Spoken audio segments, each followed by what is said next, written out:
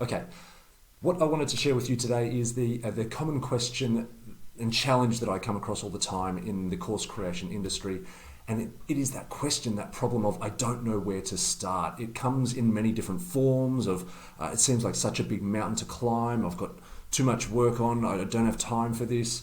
I just can't get the engine started. It's really interesting how it comes out and how it's verbalized in different ways. So to answer that question, how do you get started?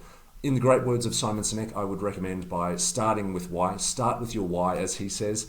Just spend 1 minute. That's the beautiful thing about this exercise. It only takes 1 minute to just take a bit of time to think about your why and why you want to do this. If some things are coming up like, I want to scale my business, I want to make more money, I want to make a bigger impact, I want to pay for my child's college fees, all that sort of stuff, then yes, now is the great time to start creating or continue creating that online course.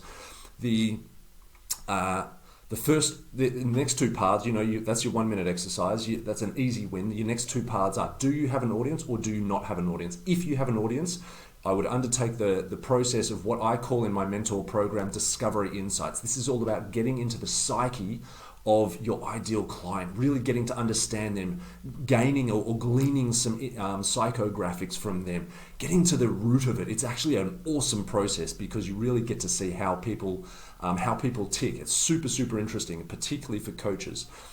If you don't have an audience, then obviously the first step is to start building an audience. You need to build some sort of audience on some sort of platform somehow by sharing some great content, adding value, and growing it. It takes time, or you can just go the paid route. If you've got more money than time, then use some Facebook ads or some Google ads, YouTube ads, whatever you want to do.